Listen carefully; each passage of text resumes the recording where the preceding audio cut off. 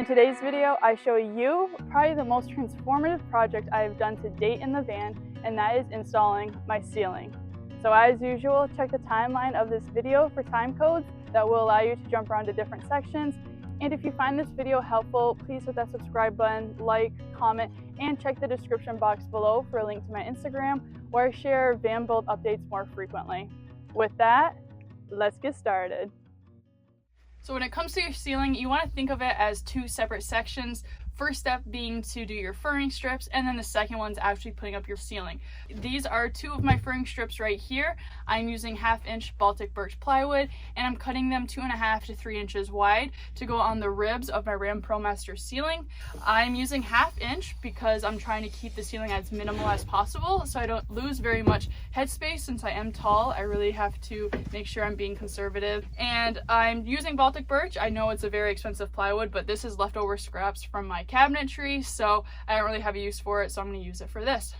When it comes to getting the length of your furring strip for each rib, I'd recommend stopping right about at this point once this square section starts or this oval section starts, because if you go any further and let your board continue down this way, because of the curve of the roof, your board is going to sit off of the rib and it's not going to be flush to this plus nut for attaching. So I'll show you as a visual with a board right now. So I have this board pushed all the way up against the ceiling, and as you can see, there's a big gap just simply by having it go a little bit past that square section right there. So that's why you want to stop it beforehand. If you stop it right about there and you push up on it, there's no gap whatsoever. Now that I have them cut to size, I'm going to start installing them using Plusnuts, also known as cross nuts. If you've seen my furring strip video, you've already seen me go through and explain what a Plusnut cross nut is, how to use the Astro 1450 tool. I'm going to briefly cover that again, so if you don't need a refresher or you already know what I'm talking about, use those time codes below and jump ahead. So there's two reasons why I'm using Plusnuts. Number one, if you've watched my videos, you've heard me say this a million times, but every time you drill into the body of your fan, you're creating these small metal shavings, and if you don't properly clean them up, then they will start to rust, and I really don't want my home to start rusting out. So I'm trying to avoid drilling into the metal of the van as much as I possibly can, especially in the ceiling ribs where you're not going to be able to clean up those metal shavings. They're going to be stuck and trapped up there. And secondly, the metal of the van is really thin. So if you did use self-tapping screws just to quickly screw the furring strips in, it will go a lot quicker than the process I'm doing. But the metal, since it's so thin, not many threads of the screw are actually being secured in place. Now, plenty of people build vans with just self-tapping screws, but it just doesn't give me the peace of mind, especially once I start attaching my cabinetry to my ceiling furring strips and whatnot. The Plusnut helps to avoid those two scenarios. So number one, I'm putting these in holes that are already built into the van body, so I'm not drilling new holes. It just goes into ones that are already on the ceiling ribs. And number two, look at how long this body is. Even after it's crunched down, it's about half of that length, but that's all thread in there. So your bolt has a lot to attach to and hold up your ceiling furring strips and anything you're going to attach to it. So that's why I'm using Plusnuts. And to install them, I have the Astro 1450 tool, which is super quick and easy to use. You can make your own homemade Plusnut tool. You can buy one too at like Advanced Auto Parts, but when you have this many of them to do, I would just really recommend getting the tool and maybe reselling it after you're done if you don't want it anymore. So I will link this tool below as well as the Plusnuts I am using. Here's what a Plusnut looks like. It has a washer shaped head, and then it has this long body with 4 splices going throughout it. And then at the bottom, you can see the thread on the inside of the Plusnut that your bolt will be going through. For my ceiling furring strips, I will be using 2 different size Plusnuts, a 10-32 and a 1/4 inch 20 thread Plusnut. So the 1/4 inch 20 thread Plusnut, they can fit into the larger circles and larger rectangles on your ceiling rib, and then the 10-32s will fit into the smaller circles and smaller rectangles on your ceiling ribs.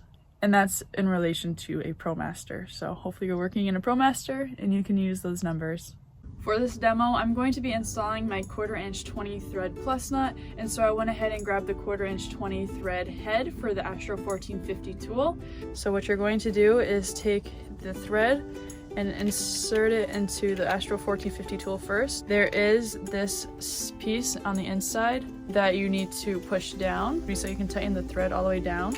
And then you're going to take the nut and insert it over that thread. What you're going to do is you're going to open the handles on the Astro 1450, take your plus nut and spin it down on the tools so that the plus nut is flush to the tool head. And then with the handles remaining open, go ahead and put the plus nut into the opening of your van rib that you want to install it. Squeeze down on the two handles on the Astro 1450 tool, applying nice even pressure on both handles and making sure that you're staying square to the plus nut. Once you've initially set the plus nut in the opening, open the handles on the Astro 1450 tool and spin the circle in the middle of the two handles counterclockwise so that you can put the tool head flush to the plus nut again. Give it a second and final squeeze. You won't necessarily need to squeeze the handles fully on the second time. You want to make sure that you kind of feel out the plus nut, because if you over squeeze it or over tighten the plus nut, it's going to damage the threads inside, and so your bolt is actually not going to go into that, and so the plus nut's essentially going to be useless. But if you go too loose, then the plus nut's just going to spin in that opening when you're trying to insert a bolt, and again, it's going to be no use. I would recommend doing a few practices with a washer to kind of act as the body of your van and squeeze the handles and get a feel for what the tool is doing, so you know how tight to make it, so you're not over tightening it and you're not under tightening it, making it too loose. Once the plus nut is set in place, go ahead and open up the handles on the Astro 1450 tool and begin spinning that center dial clockwise to remove the tool head from the plus nut. Now you will notice that this takes a lot of time to screw the tool into and out of a plus nut. So what I've done is I've put a hex shape bit onto my drill. That way I can put it into the opening on the bottom of the tool, pull the trigger, and it just unscrews the tool a lot quicker from the plus nut. Now you may also see people who use riv nuts for this part of the install instead of a plus nut or a cross nut.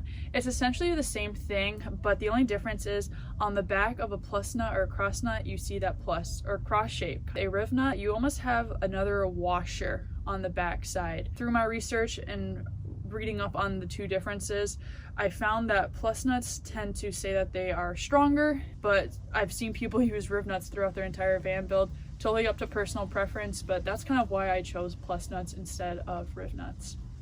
And if at any point you need to remove a plus nut, maybe you put it in and it's crooked so the bolt won't go in, or it's spinning so you need to put a new one in, just take a drill and put this into the plus nut and just pull the trigger and drill it out, and that will release and remove the plus nut from the opening. Just be aware of this if you do it, especially in the ceiling ribs. Half of the plus nut is going to be up into this rib, so if you aren't able to access it with needle nose pliers or push it to the end to take it out, it's going to stay up there forever, and it could possibly move around and make noises when you're driving. So just be aware of that when you do drill it out. And just like I did with the furring strips on the walls, I'm going to do the Play-Doh technique again for these ceiling ones. So I just have Play-Doh. I'm going to hold the furring strip up on the ribs of the roof and then place some Play-Doh back there where the plus nut is going to be about. And then once I have Play-Doh in all those spots, I'm going to hold it up against the wall, push it up, and then as a result, the plus nut's going to leave an impression on the Play-Doh so I know where to drill my pilot holes so that my bolts can then go through the wood and into the plus nuts. That's what I'm talking about. All 5 of them, first go. And then I'm also writing on it so I know what side's the passenger side, what side's the driver's side, and what side's facing up. Because if you go and drill your holes and then put it up in a different orientation than what you did the Play-Doh trick with, the holes are not going to line up. So just make a mark with a pencil on it so you remember where everything goes. P for passenger, D for driver side, and the side that I'm writing on is the side that's going to be going up. So now I'm drilling right there. So now you're going to drill holes for your bolts to go through. To avoid the wood from splintering, use a small drill bit first and then work your way up to the larger drill bit for your bolts to go through. And at this point you can go ahead and remove that Play-Doh, and then you're going to put a larger bit on and then re-drill those holes, same spots, and make them big enough for your bolts to go through.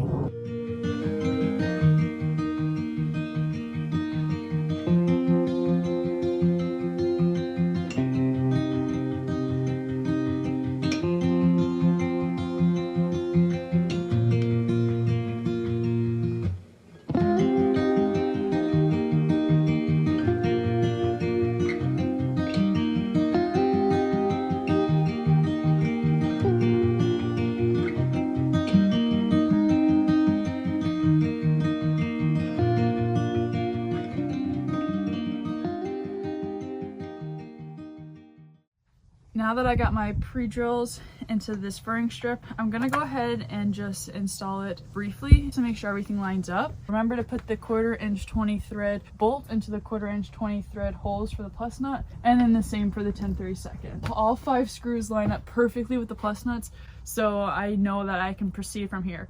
If I would have put these in and some of them would have been off in the wrong location, then I would want to fix that now before moving ahead. Cool. After checking that all the pre-drilled holes and the bolts line up with the plus nuts on the ceiling rib, I went ahead and took the furring strip down because now I needed to use a paddle bit to drill holes to countersink a washer and bolt so that the ceiling sits nice and flush to the furring strips. I'm using a 3/4 inch paddle bit for this. As I'm drilling each of the holes, I am checking to make sure that the bolt and washer for that hole does sit flush. So I'm inserting the bolt and washer and taking a scrap piece of wood and running it along the board. If that scrap piece of wood does lift at all, then I know that I need to drill that hole down a little bit deeper for the bolt and washer. So it's just trial and error going back and forth because I don't want to drill too deep and leave very little wood, but I also, again, don't want to do too little where that bolt is going to interfere with the ceiling that's going to go up. Now I can go ahead and install this furring strip permanently. I like to start in the middle. I have my washer and a bolt. That's what I'm going to be using for every connection. The washer helps give me a better peace of mind knowing that the bolt can't just simply get squeezed through that hole. So the washer kind of gives it more strength and support. And then once everything is installed nice and loosely, just go around and tighten them all up slowly at a time. Yes, that's my best one yet. I'm so happy with this one. If you ever start feeling force, like you're tightening, and it's getting really hard to turn and you're not even close to being done, my recommendation is not to force it. What that's going to do is it's going to cause the plus nut to start spinning. And once that plus nut starts spinning, you can't install it, you can't unscrew your bolts. So you'd have to take this whole thing down, fight with this for a while to get it to stop spinning so you can even take the bolt out, and then drill out that plus nut, reinstall a new one, and hope it doesn't happen again. So don't force it. I just noticed that this plus nut, I could tell that it was starting to spin. So sometimes you're lucky and you can actually put pressure on the board, and that board will help to pinch the plus nut in place so it doesn't spin, and then you can continue tightening. Sometimes it works, sometimes it doesn't, so that's just something else I'd recommend. I would definitely recommend doing at least 5 bolts and 5 plus nuts per furring strip. 1 in the middle, 2 on the ends, and then in between both of those points. Now that those 5 main furring strips are up, I need to focus on the front so I can continue my ceiling all the way up to the front, and so I can box out my fan area. I went ahead and removed the clips from this overhead storage section. I'm going to insert a clip right now from when I removed it from doing my installation. You want to pull down lightly on the overhead lining and then get needle nose pliers in there and pinched around the clip. When you have it around the clip, go ahead and squeeze the handles and push them upwards to release the clip that's holding up the headliner. Now that the clips are removed, I can actually have full visibility as to what's behind it and access this rib. I am going through and pulling out these gray inserters that are holding up the wires into this rib. So there's a few of them. I'm just going to remove them and get them out of the way so I can have full use of this rib. And I'm just going to simply tuck them back here nice and safely.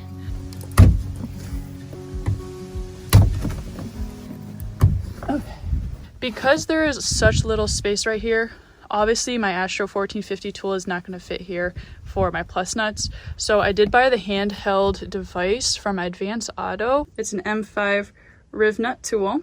They only had riv nuts available, so I'm going to use M5 riv nut. Put this riv nut on the head of the tool and tighten it all the way down until it's flush to it. And then the tool also comes with an Allen wrench that you're going to put into the bottom of the tool, and you're going to spin the screw, tightening the screw. As you're doing that, this thread is going down and it's pinching it. You need to use a 5/8 wrench that will hold this middle piece as you tighten with the Allen wrench on the bottom.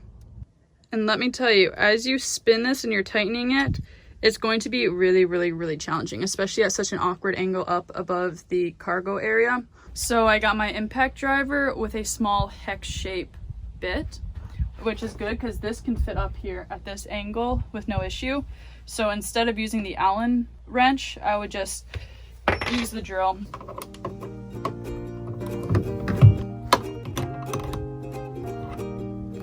Just go nice and slow and easy. You don't want to crank it down right away, and you can only go so far before you ruin the thread, so just be nice and gentle and do a little bit at a time.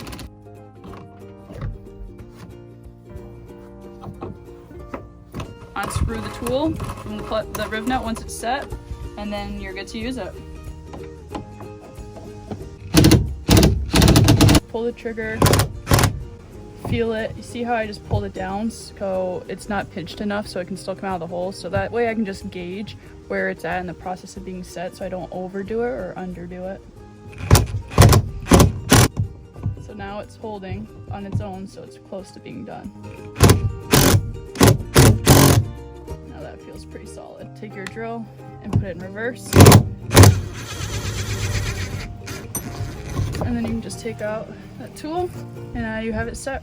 Always check every single plus nut, cross nut, riv nut that you set, and just make sure that that screw is in fact going to go in there nice and easily. So you know now at this point, if that did not go in, then you know you'd have to drill it out and try replacing and resetting another one, or finding another hole to set it. Now that the horizontal ceiling furring strips are up in the middle section and the front, I need to install one last one in the very back. The only issue is, as you can see, there's no holes to install plus nuts or riv nuts. So I'm about to do something that I usually advise against and have actually already said in this video not to do. But for this back furring strip, I am indeed going to use self-tapping screws that are 1.5 inches long. It'll just be quick and easy to do it this way. For the furring strip itself, I'm using these scrap pieces of wood right here. They are 3/4 inch thick Baltic birch plywood. The reason I'm using 3/4 inch is because it just gives me a larger surface area to try and hit my nail gun into when I'm putting up the ceiling. And I cut them 1 inch wide because once I go ahead and put this up right here, this right here is going to be in line with the other horizontal furring strips. So the ceiling is just going to continue nice and straight and flush and flat back there. So instead of just using one straight piece from start to finish, I am doing it in sections because this roof right here isn't completely flat all the way down and across. There's some bumps and lips in it, so it would actually make the board angled and crooked and not completely squared and flush all the way down. So I made these strips so that when I do come across a section that has a bump or lip in it, I can stop my board there and then just start the next one right here past that lip. And that's not a large enough gap that I'll run into an issue with the boards being nailed into it. I also only made it 1 inch wide, so when you do put it up here, you still have room to access these holes in the van. So if I ever need to change a tail light or access the wires or anything that might be up here, something fails over time, then I can still access it, instead of having a board running all the way across and then you can't access it whatsoever. So 1.5 inches allows me just to barely go over all these openings so that my hand can still fit inside of there.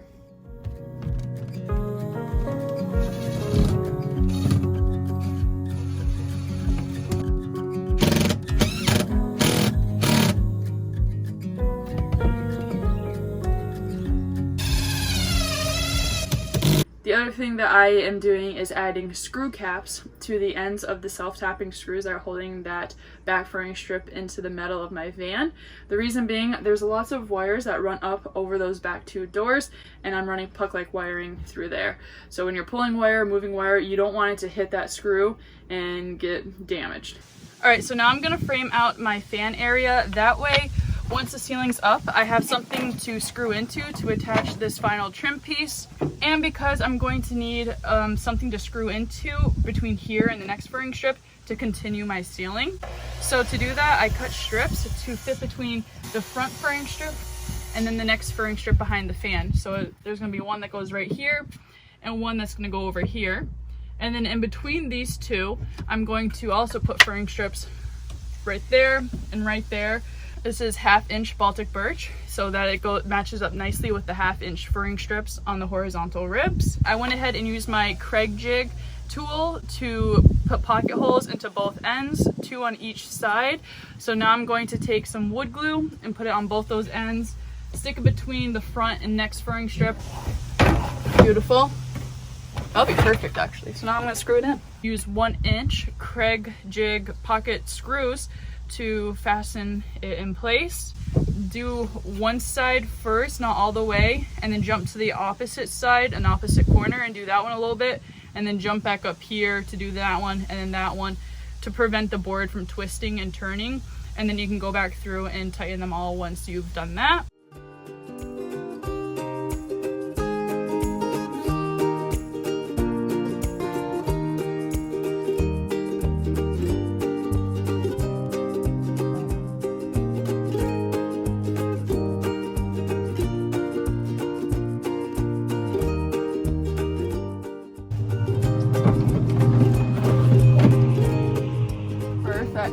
Now that these two are up, I'm going to do the two on the inside, keeping it again as close and tight to the fan as I can.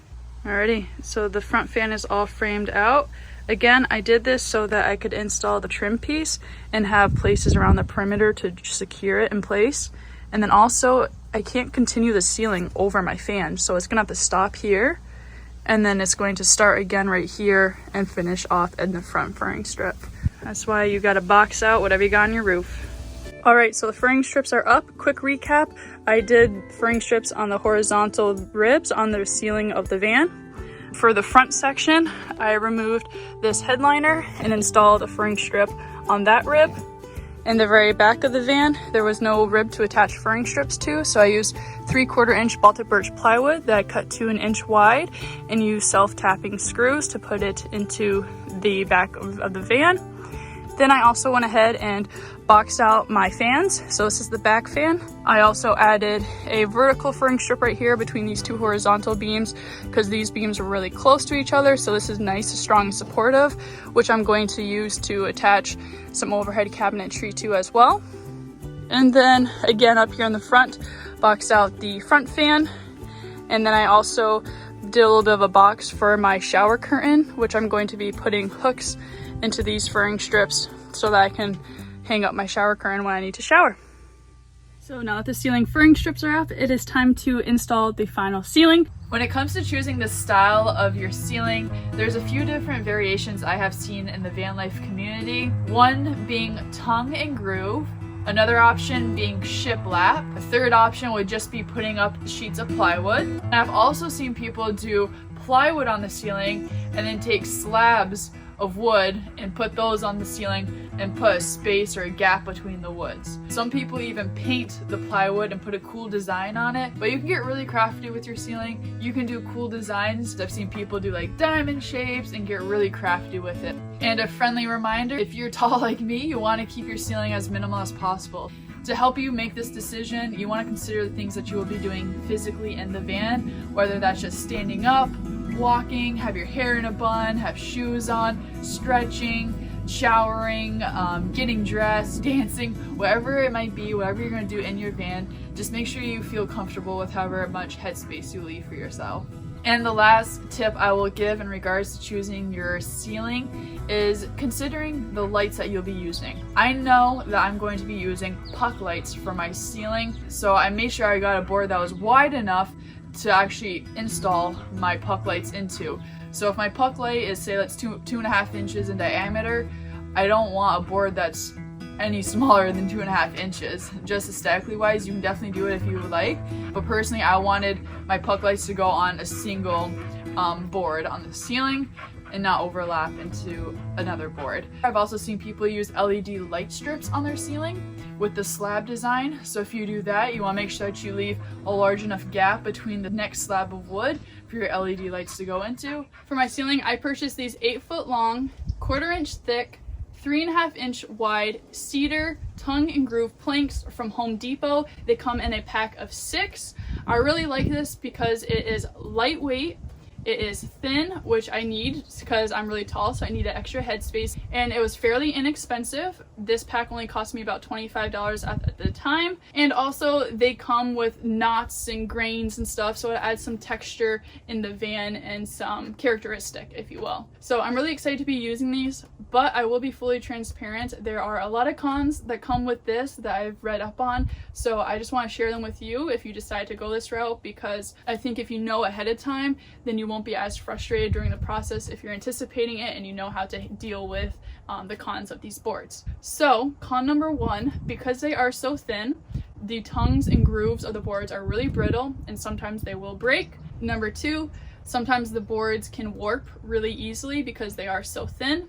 I would definitely advise that when you go to Home Depot to get these, I picked through them personally. There's several packs and I took them all down and went through all of them, looked at the ends, made sure I didn't see any visible damage, looked at the texture and the grains and knots if I liked it or not before I actually chose the boards and picked them. And in anticipation of issues like the tongues and grooves breaking or it being warped or whatnot, you definitely want to buy extra, so buy more than what you actually need because you're going to have some that you're going to be throwing out. Other con, if you were to buy a normal tongue and groove that's an inch thick tongue and groove, that itself can serve as another support for any cabinetry.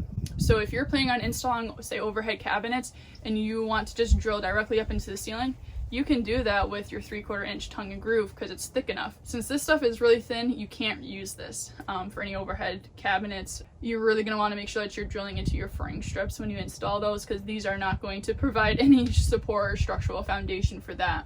Another con is that since these boards are only 8 feet long, they don't run the full length of my 159-inch Ram ProMaster wheelbase, so I will have to butt 2 ends together at some points to make it the full 12 feet length of my van. So if I would have gone 1-inch thick tongue and groove boards, you can buy those in 12 feet long, so it will be a lot easier to install it when you could just run one board straight down, whereas with these you're going to run one board, you're going to have to cut another board and then line up the 2 ends.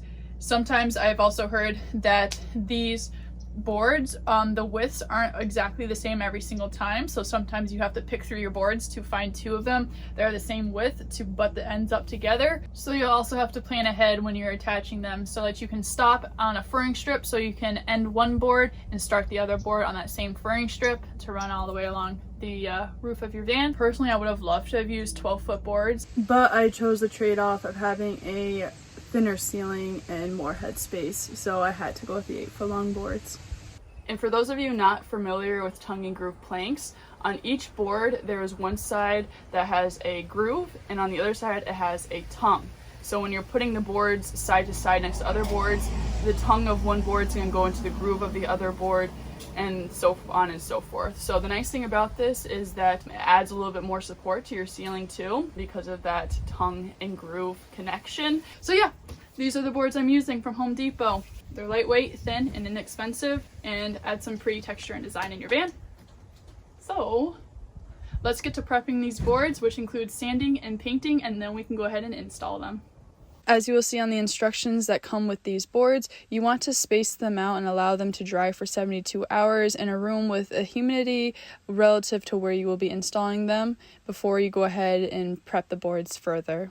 Before painting the boards, I'm going to take the time to sand them. If you got the same exact tongue and groove that I did, you will notice that one side of the board has a rough finish, that is the back side, and then the other side has a nice smooth finish already. That's the side that's going to be visible in your van, and that's the only side that I'm going to be sanding. So I am using 220 grit sandpaper. Make sure that when you're sanding, you're going with the grains of the wood.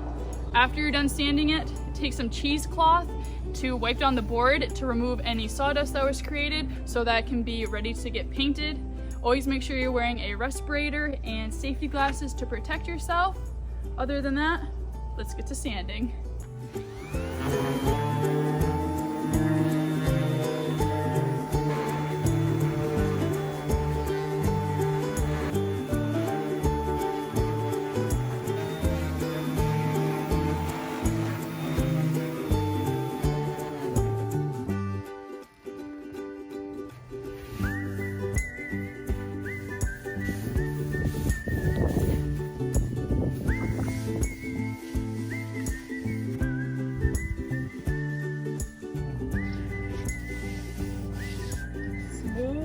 Butter. When it came to choosing the color of my ceiling, I was on the fence between going white or just painting the wood with a clear polyurethane so it would be a nice light wood tone.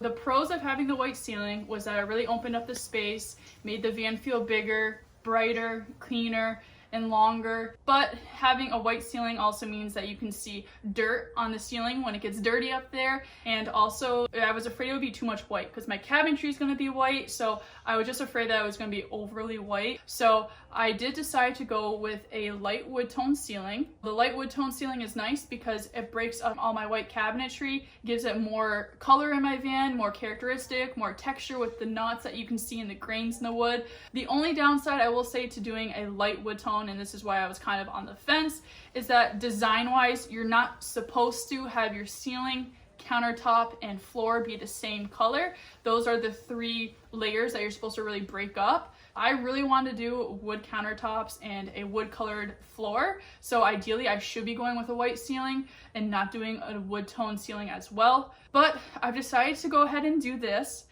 The nice thing about doing it this way is after my van's done, after I've maybe been living in the van for a year, if I get sick and tired of the wood and I don't like the wood whatsoever, I can paint over polyurethane and paint it white.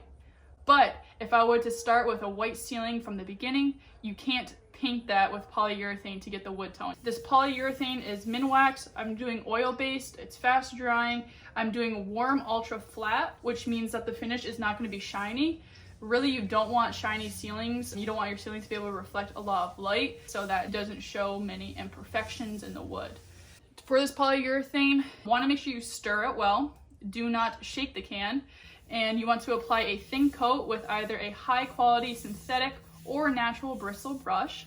And then after 3 to 4 hours, lightly sand the wood with 220 grit sandpaper, and then apply a second coat, maybe a third coat if you choose to. The other thing is with the wood I'm using, it's really light, a light wood color. So this will turn it a little bit amber color, as you can see behind me. I will be painting all 4 sides of the boards. So the top side, bottom side, and then the tongue and groove sides as well. 2 coats on both sides, and then they will be ready to be installed into the van. One thing I would recommend is once your boards are painted and drying and sitting there, I went ahead and rearranged my boards in a manner that I thought would look good in the van, just because you're able to look at it all at one time, maybe better lighting than in your van and whatnot, so that you can make sure that you're installing it in a style that you like, so that the boards are in an order that you think will look good inside your van.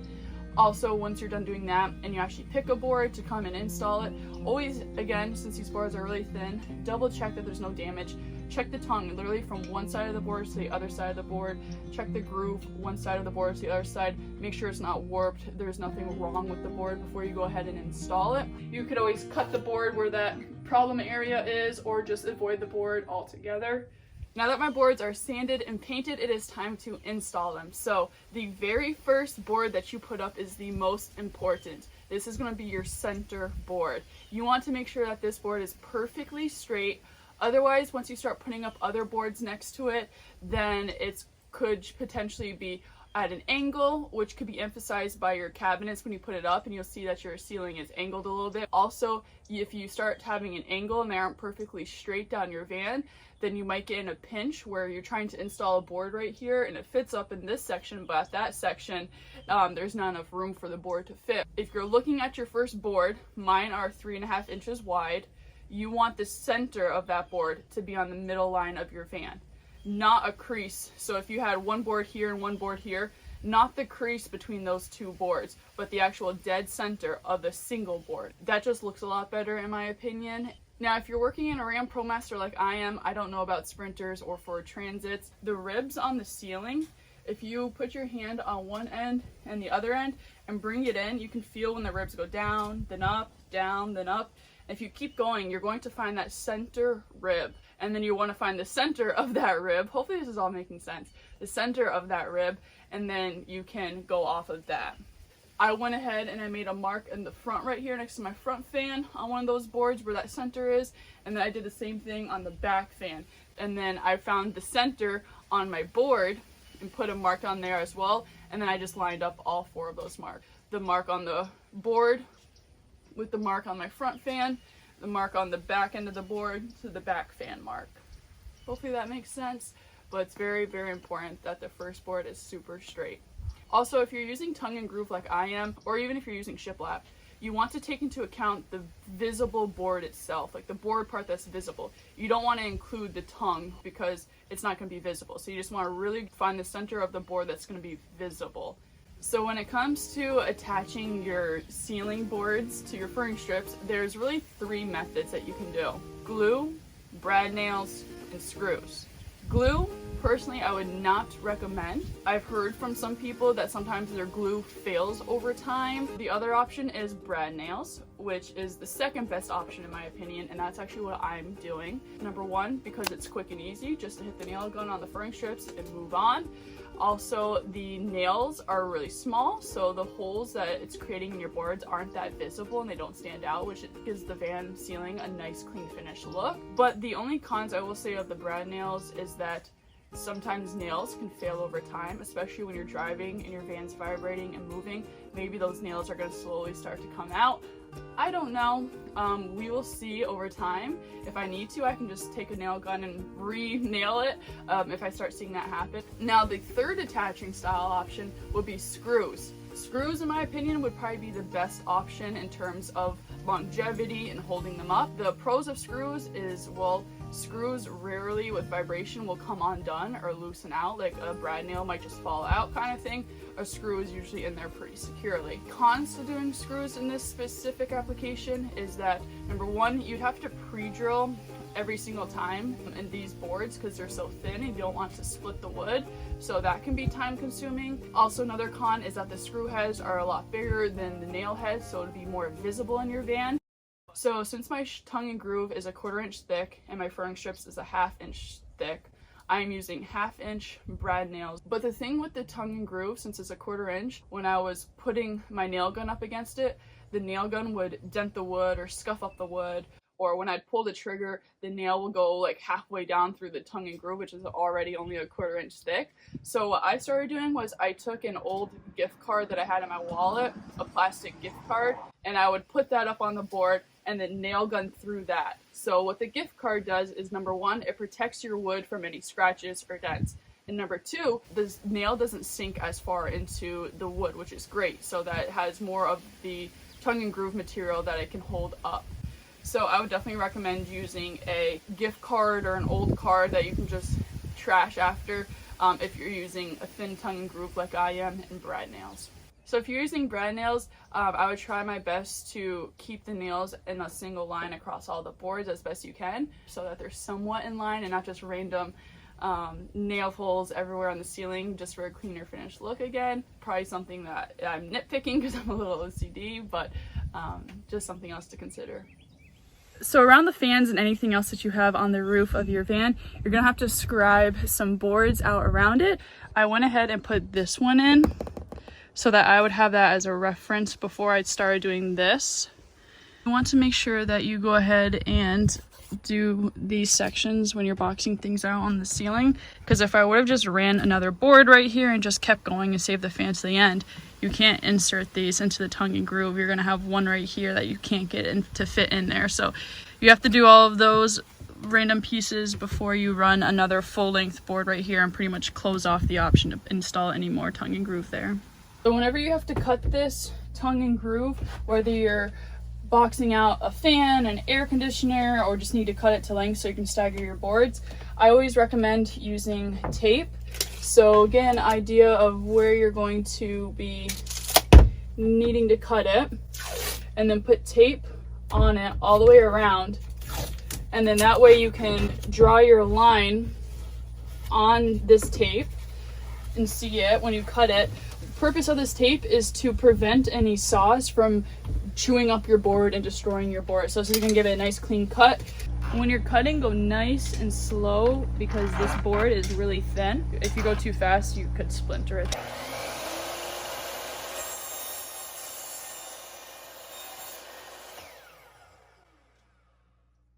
Look at how clean that cut line is on both sides. That's just so clean. And that's because of the tape. If you didn't have that, it'd probably be pretty chewed up.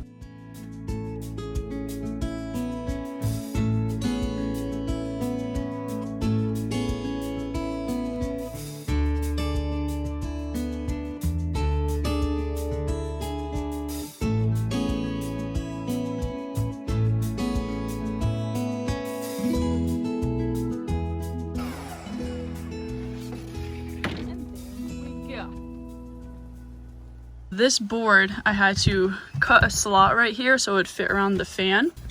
So here's what that sideboard looks like for the fan. The scribble section is the section I'm cutting out. So what I did was I determined how deep I needed to cut it so that the fan cover could fit. And then I also found how far on both ends. Now I'm going to clamp this down to the table, take the skill saw and cut along those lines, and then finish the cuts with a jigsaw.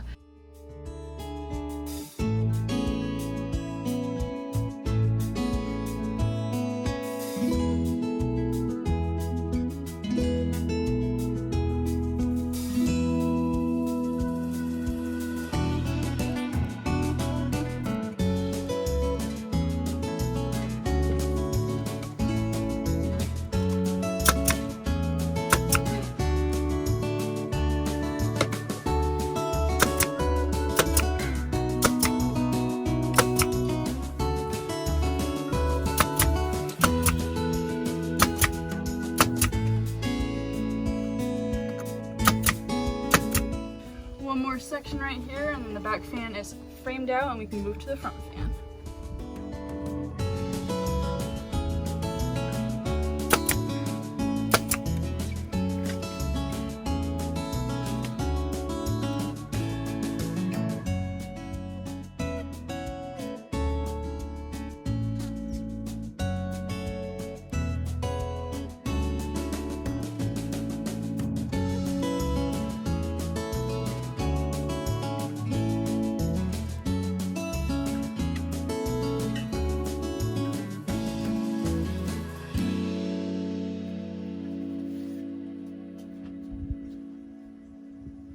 Oh my gosh.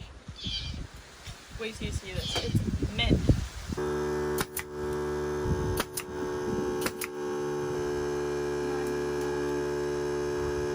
Nine and a half. Okay, so I need 1, 2, 3, cut to 9 and a half.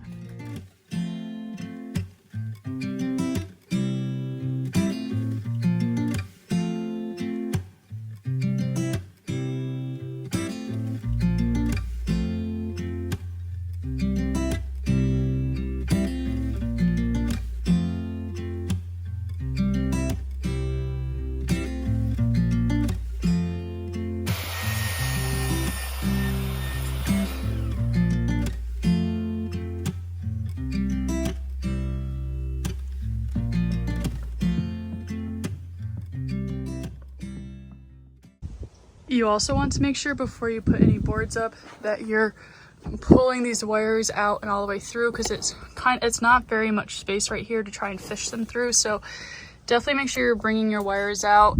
So if you have a MaxxAir fan, just simply tuck it up underneath the board and then it should be good to go. Also, can we just take a moment and see how much headspace I still have left? I'm so happy I went with the 1/4 inch. It feels so nice. This feels so good. So this is the third part of the MaxxAir fans that I've been holding on to for a very long time. So this is going to give the fan a nice clean finished look, and it's going to sit flush to your ceiling. You're going to have to trim this down.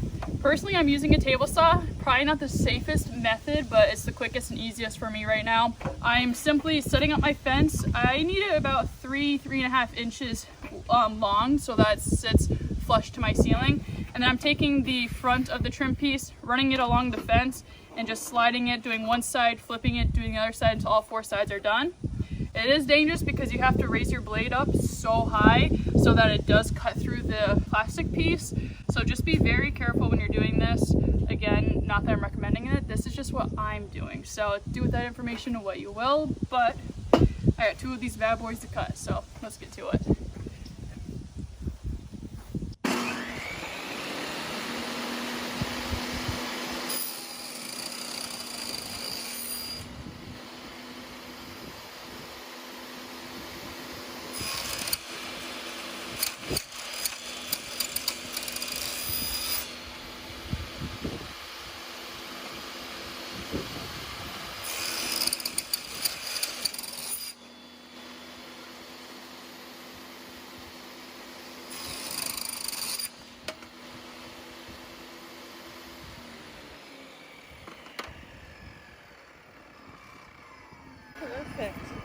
Look at that.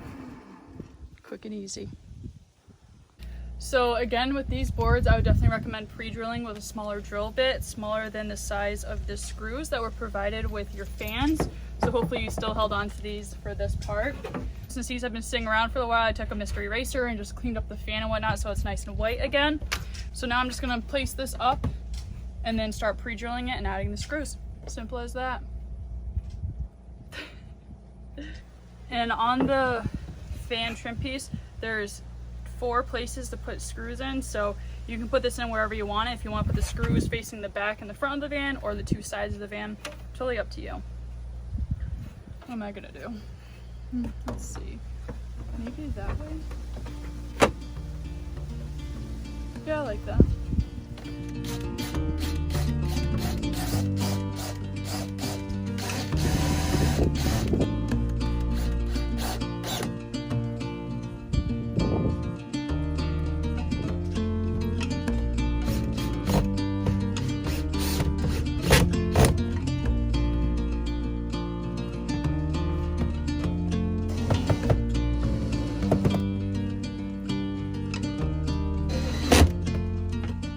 Voila. Cool. I've been waiting to do that for quite some time. This was like the first thing I did was my fan. I've been holding on to these covers. All right, I like it.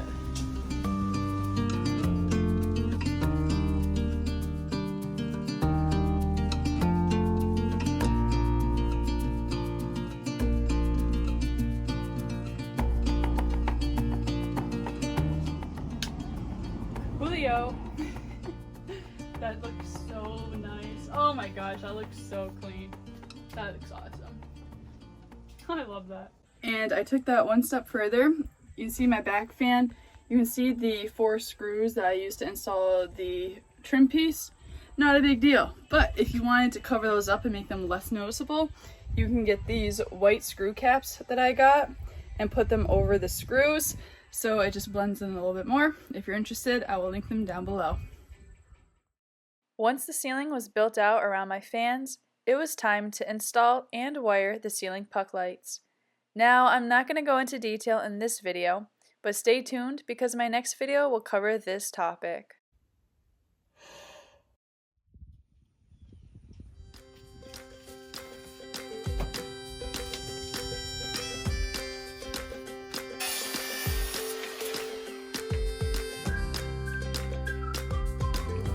Thank goodness I have long limbs.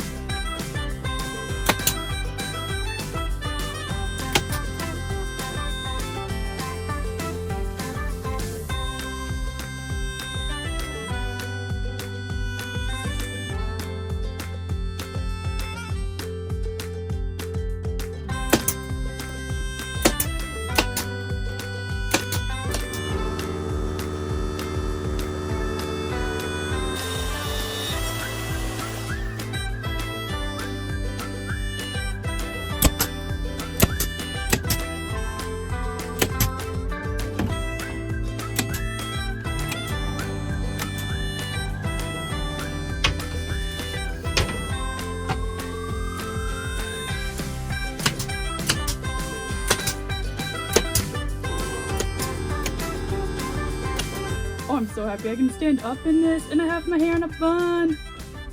That's wild. It's the little wins.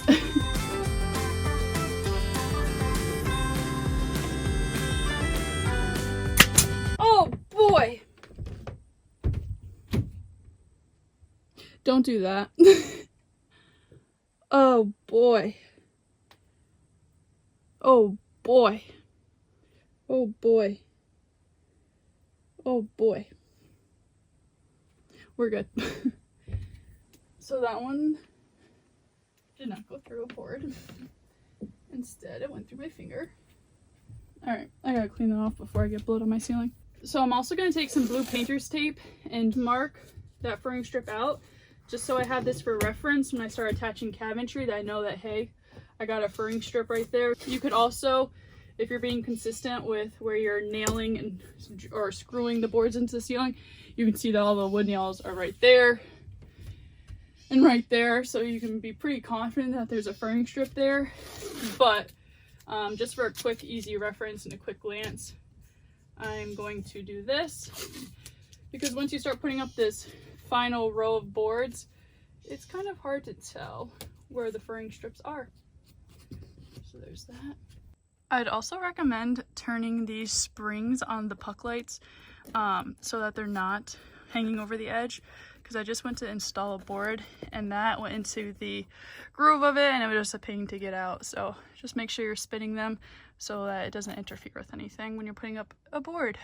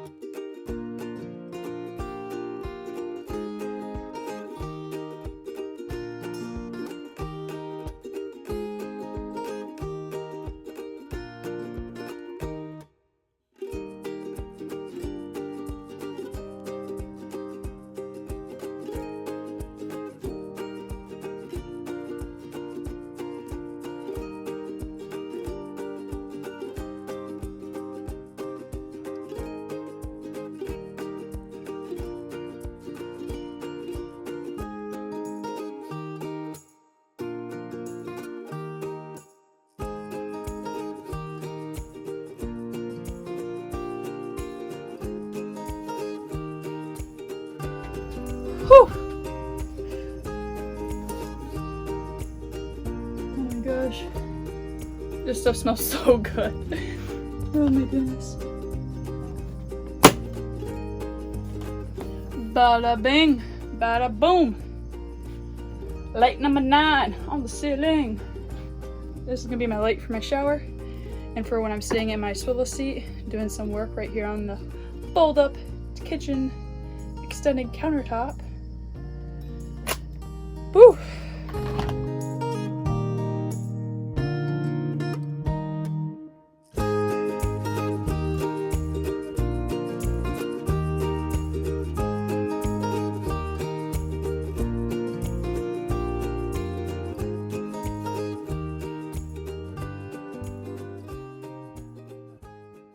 So there's some instances where you're gonna have to get a little creative. So up here next to my sliding door, my furring strip wasn't able to run obviously any farther than that, but I still had to install a board right here. So what I did was, again, I took a 1/2 inch thick piece of scrap plywood and I fed it up here and nailed half of that board into this one, and then the other half of the board I nailed this tongue and groove into, so it holds it in place nicely. So in case that doesn't make sense still, I'm going to show you again. So I'm taking this scrap piece of wood, I'm going to put it so that it overhangs halfway. I'm going to nail this board into it, and then when I run the other board, I can nail into that as well. Last board. Last board.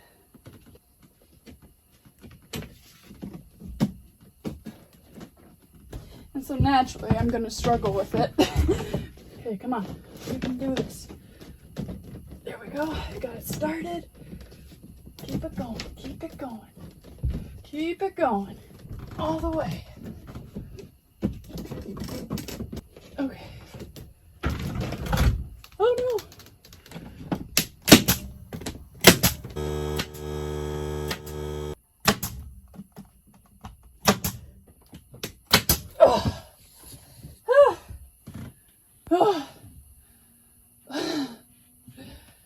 Oh goodness. Wow. Feels like I just did a workout. Oh my goodness. Oh my gosh, I have a ceiling. I have a ceiling. Doesn't that look awesome?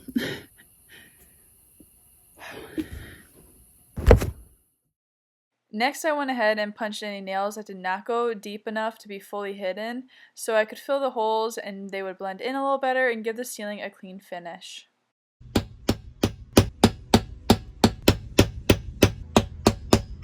I'm not going to bother doing it in places I know are going to be covered up, so I know that I'm putting overhead cabinets here, so I'm not going to bother.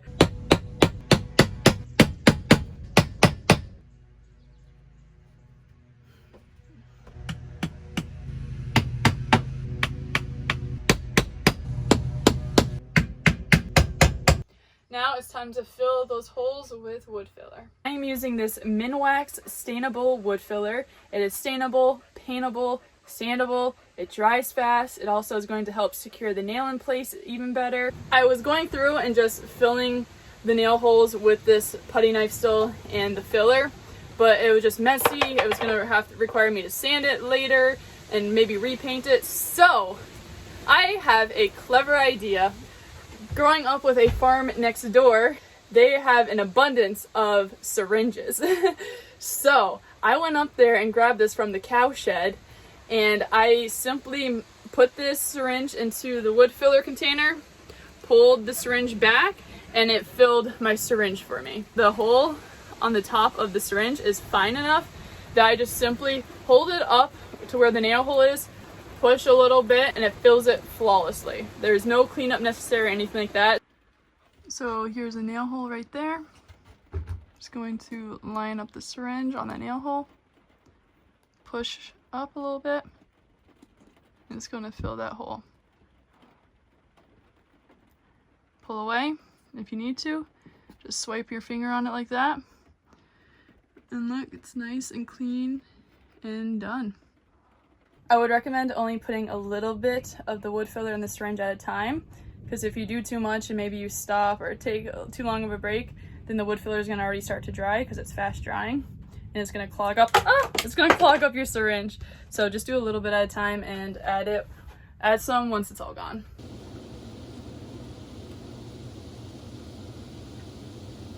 There you go. Dang, that looks good. Do the syringe, I'm telling you, it works. It works. And when I'm doing this, there's barely anything coming off. I'm just doing it just to make sure it's nice and flush. But yeah. Oh my gosh. Such a time saver. And where some of my boards butt up together, I'm actually putting wood filler in that as well, just to try and make it less obvious.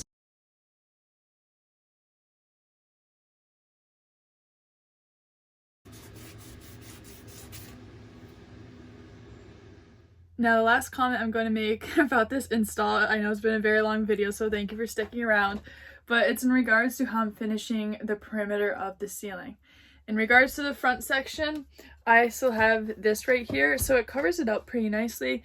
I've sometimes seen people like trim this back so that it's nice and flush, and then they just put a board straight across it and nail it in. Totally fine, but personally at this moment in time, I think I'm just going to leave it as is. That way I can still access wires if I ever need to, access insulation. It just doesn't look terrible the way it is. So I believe I'm going to leave it like that for the front of the ceiling. Now when it comes to the back of the ceiling, that I'm planning on installing something over that metal strip right there to cover that metal up, whether that's with boards or cloth material, I'm not sure yet, but eventually I will have something running back there which will clean up the ends of the ceiling there. And then in regards to the rest of the perimeter on the side walls, I have my overhead cabinets installed now, so that fills up all of that and takes care of that.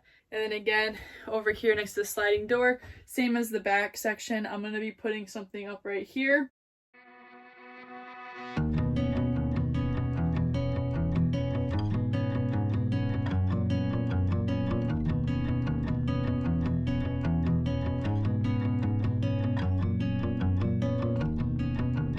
With that, I hope this video gave you the confidence and knowledge you need to install your own ceiling in your van build.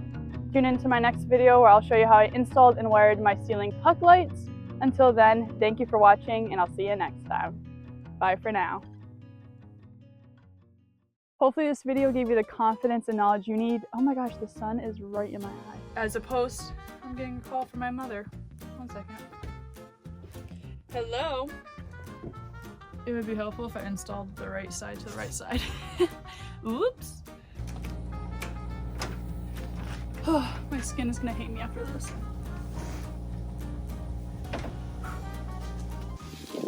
Is there anything else that I need to tell you?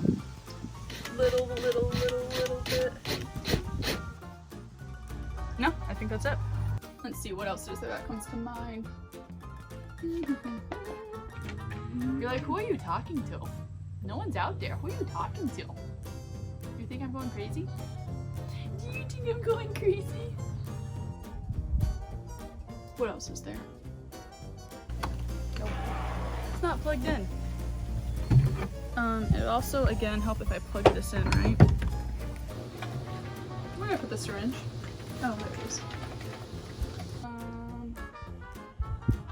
Alright, where are the clouds at? Where's that sun up? Whoa, I can't open my eyes.